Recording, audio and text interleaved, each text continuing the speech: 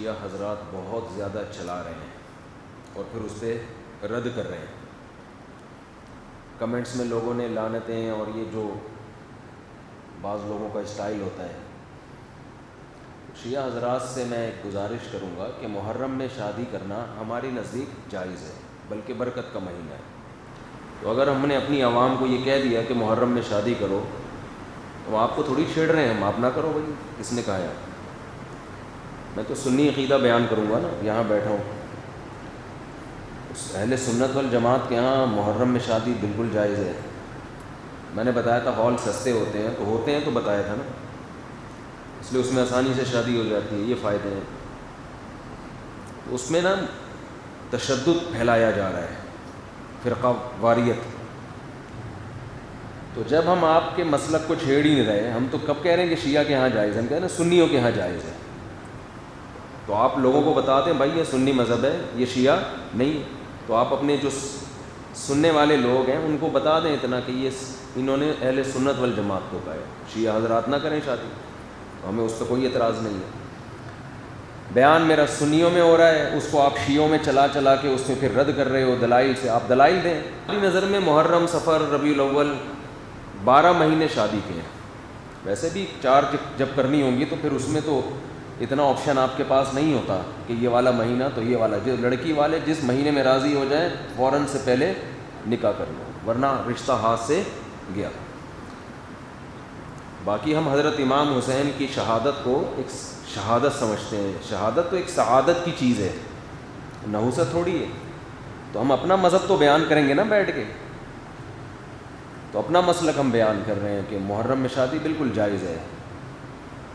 اور ایک صاحب نے تو یہاں تک کلپ بنایا، وہ تو سنی ہے، انہوں نے میرے خلاف کلپ بنایا کہ یہ کہتا ہے کہ محرم میں شادی اس لیے بھی کرنی چاہیے کہ ایک بدعت کا خاتمہ ہو، کیونکہ بہت سے لوگ محرم میں نہیں کرتے تو ان کی بدعت کی مخالفت کے لیے. بہت سے سنی بھی نہیں کرتے نا، تو ان سنیوں کو میں ترغیب دے رہا ہوں کہ محرم میں کیا کرے تاکہ اس بدعت کا خاتمہ. تو بھائی ہم اس بدعت سے وہ بدعت جس کو سنی بدعت سمجھتے ہیں، آپ نہیں سمجھتے تو آپ کیوں اپنے خلاف لے کے جا رہے ہو اس کو؟ آپ کیوں اپنے خلاف لے کے جا رہے ہو؟ تو ہم تو اس بدعت کی بات کر رہے ہیں جس کو ہم ایک مسلک پہ چلے گا نا انسان. یہ کچھ وہاں سے لے لیا، کچھ وہاں سے لے لیا، کچھ وہاں سے لے لیا. تو ایک سنی مولانا صاحب نے کلپ بنایا میرے خلاف کہ اچھا جس دن تمہارے باپ کا انتقال ہو اس دن بھی نکاح کیا کرو، کیونکہ لوگ گھر میں جب میت ہوتی ہے اس دن شادی بولو نہیں کرتے. تمہارے چاچا کا انتقال ہو جس دن، اس دن کیا کرو. کوئی بھی نہیں کرتا نا جس دن گھر میں میت ہو، تو جائز تو اس دن بھی ہے. تو بات یہ ہے، یہ نہیں اس پہ لگا رہے ہیں کہ حضرت حسین کا بھی تو غم باپ اور دادا کے غم سے بڑا ہے. جس دن حضرت حسین کی شہادت ہوئی تھی، جب ہوئی تھی جس ٹائم پہ، اس دن کوئی غم میں نہ کرتا تو ہمیں کوئی اعتراض نہیں ہے. جس دن آپ کے ابا کا انتقال ہوا اس دن انسان غمزدہ ہوتا ہے، کھایا نہیں جاتا، شادی کیا کرے گا وہ؟ تبھی تو حدیث میں حکم ہے کہ جس کے ہاں میت ہو جائے 3 دن اس کے گھر کھانا پہنچاؤ. وجہ اس کی یہ کہ غم کی وجہ سے وہ کھانا نہیں پکاتا، اس کو توجہ نہیں ہوتی ان چیزوں کی، بھوکا رہے گا بیچارہ. تو جس دن ابا کا انتقال ہو اس دن نہیں کرنی چاہیے، کسی کا بھی ہو، غم کا دن ہے. لیکن اگلے سال اسی تاریخ کو پھر بھی نہ کرو، ایسا نہیں ہوتا بھائی. ابا کی جس دن برسی ہوگی تو ہم تو برسیوں کو مانتے ہی نہیں ہیں، ہماری نظر میں برسیاں نہیں ہوتی. ہم اپنا مسلک بیان کریں گے نا، ہم نہیں مانتے برسیوں کو. بھائی برسی کیا ہوتی؟ تو ہمارے والد صاحب کا انتقال ہوا، اللہ تعالیٰ ان کی مغفرت فرمائے. اس کے بعد ہر سال وہ تاریخ آتی ہے نا، ہمیں پتہ چلتا ہے کہ کب آئی اور کب گئی. بلکہ مجھے تو اسپیسیفک وہ ڈیٹ بھی یاد نہیں ہے کہ والد صاحب کا کس دن انتقال ہوا تھا. اس لیے کہ جس دن بھی ہوا وہ اب کرنا کیا ہے؟ دعا کرنی ہے آپ نے، وہ تو جب یاد آئے کر لیا کرو بھائی.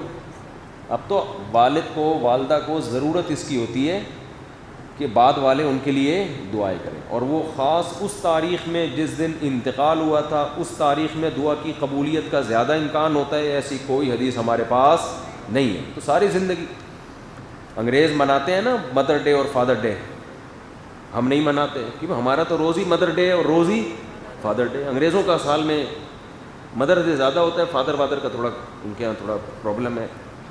کچھ لوگ منا رہے ہوتے ہیں، کچھ لوگ جن کے ہوتے ہیں وہ منا لیتے ہوں گے، مدر ڈے بہرحال وہ سب منا رہے ہوتے ہیں.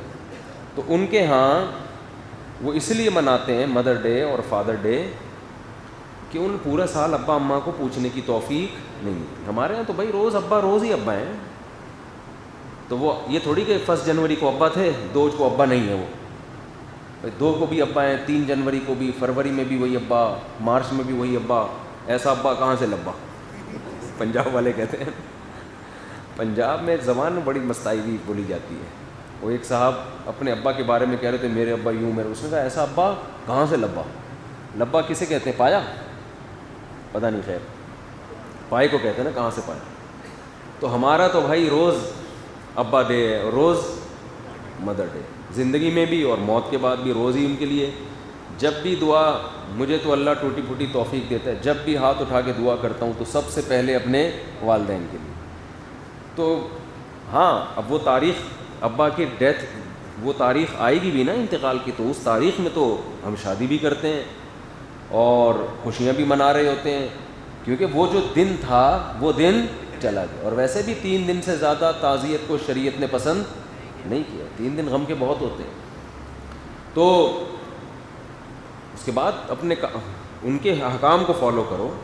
تو اہل سنت والجماعت کے ہاں محرم، صفر، ربیع الاول، ربیع الثانی، یہ سب مہینوں میں شادی جائز ہے. شیعہ حضرات نہ کریں، ان کا اپنا مسلک. تو لیکن اس پہ کلپ بنا کے نگیٹیوٹی پھیلانا یہ غیر اخلاقی حرکت ہے. اور کلپ بھی کاٹا جاتا ہے، اتنا سا پوری بات سامنے نہیں آتی ہے، اتنا سا کلپ کاٹ کے چلا رہے ہوتے ہیں. تو یہ فیس بک پہ بہت زیادہ بدتمیزی ہو رہی ہے اس ٹائپ کی. تو پھر بھی اگر کوئی نہ کرے محرم میں تو نہ کرے، ہم کو گن پوائنٹ پہ تو کروا نہیں رہے اس کی، پھر بھی نہ کرے.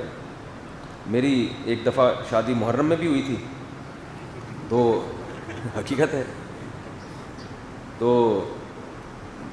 مجھے یاد ہے 9 محرم کو ہم نے وہ ولیمے کا لوگوں کو بولا تو وہ بعض لوگوں کے منہ بن گئے کہ یہ کون سا دن ہے. تو میں نے کہا بھائی ہمیں تو آج ہی اتفاق سے فرصت ملی ہے، تو جب شادی ہوگی تبھی ولیمہ ہوگا نا. تو نکاح ہوا تھا 1 آدھ دن پہلے، تو بھائی اب آج ہی ہے، تو انہوں نے آ گئے، پھر وہ کھانا کھوڑنے سب پہنچ جاتے ہیں. وہ ایک داماد تھا نا، ایک ہونے والا داماد، تو لڑکی والوں نے اس کو کہا کہ تم ہماری بیٹی سے آج مجھے ذرا ہلکا ہی بولنے دیں، ہلکا، ٹھیک ہے نا. تو ہلکی پھلکی باتیں، 4-5 دن سے سیٹنگ آؤٹ ہوئی ہے. تو لڑکی والوں نے بولا کہ تمہیں گھر داماد بننا پڑے گا، اس شرط پہ ہم اپنی بیٹی دیں گے گھر داماد. ایک دم تیش میں آ گیا، یہ بے غیرتی، یہ بے شرمی قبول ہے. آخر میں فوراً کہتا ہے، ایک دم سوچتا ہے نا کہ بھائی چھوڑو بے غیرتی بے شرمی رہے گا، لیکن قبول ہے، اور کیا چاہیے. تو کس پہ کہہ رہا تھا میں یہ ہے؟ ہاں تو لوگوں نے کہا محرم، یہ پھر پہنچے ہوئے سارے. تو جو نہیں کرنا چاہے وہ نہ کرے. ہماری نظر میں حضرت حسین سے محبت کا یہ طریقہ ہی نہیں ہے نا کہ محرم میں سوگ منایا. ہمارے ہاں دوسرا اسٹائل ہے محبت کے اظہار کا، دوسرا طریقہ ہے. تو ہم کہتے ہیں ان کو فالو کرو. حضرت حسین کی اتنی بڑی داڑھی تھی، کتنے لوگوں کی داڑھی ہیں بڑی. حضرت حسین بے انتہا سخی تھے. اس دور میں جو سید ہوا کرتے تھے نا آل رسول، اتنی سخاوت ہوتی تھی کہ ان کی سخاوت کی مثالیں بیان کی جاتی تھی. حضرت حسن رضی اللہ تعالی عنہ اتنے سخی تھے کہ ایک مرتبہ آپ نے باغ میں دیکھا کہ ایک غلام کھانا کھاتا ہے، ایک نوالا خود کھاتا ہے، ایک نوالا کتے کو کھلاتا ہے، اپنے کھانے میں سے آدھا اس کو دے رہا ہے. تو حضرت حسن نے پوچھا کہ یہ کیوں کر رہے ہو؟ اس نے کہا مجھے شرم آتی ہے کہ میں ایک جانور کے سامنے کھانا کھا رہا ہوں اور یہ بیچارہ للچائی بھی نظروں سے میرے سامنے دیکھ رہا ہے. غیرت مند لوگ تھے نا. تو حضرت حسن کو خیال آیا کہ جب یہ غلام ہو کے اتنا غیرت مند ہے کہ آدھی روٹی کی سخاوت کر کے کس پہ خرچ کر رہا ہے؟ جانور. تو ہم تو آل رسول میں سے ہیں، ہم تو نبی کے نواسے ہیں. حضرت حسن رضی اللہ تعالیٰ عنہ نے اس غلام سے کہا کہ تیرا مولا کہاں ہے؟ جس کا یہ باغ ہے اور جس کا تو غلام ہے. اس نے بتایا تو مولا سے کہا کہ اس کی قیمت لگاؤ. یہ غلام بہت مہنگے ہوا کرتے تھے اور اس کو پتہ بھی تھا کہ سامنے خریدار حضرت حسن ہے, ان کو تو جتنے بھی بول لگا دو یہ دے دیں گے پیسے. تو اس نے بتایا اتنی قیمت, فوراً غلام خریدا, آزاد کر دیا اسی وقت. اور پھر کہا یہ باغ کی ویلیو بتا اب کتنی ہے. اس نے بتایا جی اتنی, باغ بھی اسی وقت خریدا اور غلام کو وہ باغ ہبہ کر دیا. پہلے زمانے میں اس قسم کی چیزوں کو کیا کہا جاتا تھا؟ سخاوت. آج جو سخاوت ہے جس سے حاتم طائی بھی شرما جائے وہ یہ ہوتا ہے کہ وائپر کسی نے صاف کیا گھنٹہ لگا کے نا آپ کی گاڑی پہ, جب آپ کی گاڑی سگنل پہ رکی تو غریب سا بچہ آیا 1 گھنٹہ لگا کے اس نے سرف ورف لگا کے صاف کیا. آپ نے 5 روپے کا سکہ آج کل چل رہا ہے 10 روپے کا چل رہا ہے نا, 5 کا بھی ہے, تو وہ تلاش کیا, وہ لگا کے اس کو دیا اور حاتم طائی کی برزخ میں نیندیں اڑا دی. اور یہ بھی اس لیے کیا کہ کسی پیر صاحب نے, بزرگ نے کہا ہوا تھا کہ صدقے سے بلائیں ٹلتی ہیں. تو 5 روپے میں کیا بلائیں ٹلیں گی بھائی؟ 5 روپے میں ٹھیک ہے, صدقہ نہ کرنے سے یہ بھی بہتر ہے. تو پہلے جو سخاوت ہوا کرتی تھی وہ بہت زیادہ ہوتی تھی. آج کل وہ سخاوتیں نہیں ہیں. پہلے تو پورے باغ گفٹ کر دیا کر. وہ ہے نا حضرت ابو طلحہ انصاری رضی اللہ تعالیٰ عنہ, قرآن کی آیتیں نازل ہوئیں, لن تنالوا البر حتى تنفقوا مما تحبون. تم نیکی کی حقیقت کو اس وقت تک نہیں پہنچ سکتے جب تک محبوب چیز صدقہ نہ کرو. محبوب چیز اسلام میں نیکی جو ہے نا صدقہ ہے. تو صحابی آ گئے, یا رسول اللہ نے کہا ہے کہ سب سے محبوب چیز صدقہ کرو, تو میرا باغ ہے. باغ پراپرٹی کو کہتے ہیں, زمین. تو یا رسول اللہ وہ میں صدقہ کرنا چاہتا ہوں. آپ نے فرمایا بخن ذاک مال رابح, واہ واہ یہ تو بڑا قیمتی مال لے آئے تم بھائی. تو آپ نے ان کو مشورہ دیا اپنے چچا کے بیٹوں کو دے دو. کس کو دے دو؟ جو لوگ بھی کوئی ٹرسٹ ہے ان کا, یا لوگ ان کے ساتھ تعاون کرتے ہیں غریبوں کو دینے کے لیے, اگر کوئی ان کے پاس رقم لے کر آئے نا کہ یہ زکوٰۃ کی رقم کہاں دوں, فوراً کہے گا بھائی مجھے دو, میں صحیح جگہ پہنچا دوں گا. ہوتا ہے نا, ہر آدمی چاہتا ہے بھائی کہاں آئے میرے پاس. میں نے تو دیکھا ہے بہت سے ٹرسٹ وہ یہی کہہ رہے ہوتے ہیں ہمیں ہی دو, لیکن آپ صلی اللہ علیہ وسلم خود لے بھی سکتے تھے, ان سے لے کے مسلمانوں پہ خرچ کر دیتے ہیں بھائی. آپ لے کے بیت المال میں جمع کرا دیتے, چلو بھی کسی کے کام آئے گا. آپ نے فوراً فرمایا اپنے چچا کے بیٹوں کو جا کے دے دو, گفٹ دے دو. اس سے پتہ چلتا ہے دیکھو ہمارے نبی کیسے, اللہ نے آپ کے دل سے مال کی کوئی لالچ نہیں, یہ بھی نہیں کہ میری جیب سے لوگوں میں جائے, کچھ بھی نہیں. اتنا قیمتی مال کیا فرما رہے ہیں اپنے چچا کے بیٹوں کو. کہتے ہیں لیڈر جو ہے نا, لیڈر کامیاب لیڈر وہی ہوتا ہے جس میں قربانی کا جذبہ ماتحتوں سے زیادہ ہو, اپنی ذات کو بالکل بھلا دے. حالانکہ نبی اگر لیتے تو اپنے لیے تھوڑی لے رہے تھے, وہ بھی دوسروں کے لیے لیتے نا. نام فرمائے ڈائریکٹ جا کے چچا کے بیٹوں. آج عام طور پر یہ جذبہ نظر نہیں آتا. اگر کوئی آپ سے آ کے مشورہ لینا میرے پاس 1 کروڑ روپے ہیں, میں ہدیہ یا صدقہ دینا چاہتا ہوں, بتاؤ کون؟ وہ کہے گا میں ہوں. سب سے پہلے تو اپنا ذکر کرے گا, اور اگر اپنا نہیں تو کہنا پھر میرے ذریعے سے دو, تاکہ دھونس کون جمائے بعد میں. وہ اس کا نام تھوڑی آئے گا جس نے دیا ہے, نام آئے گا ہمارا بھائی. تو یہ لوگوں میں ہوتا ہے.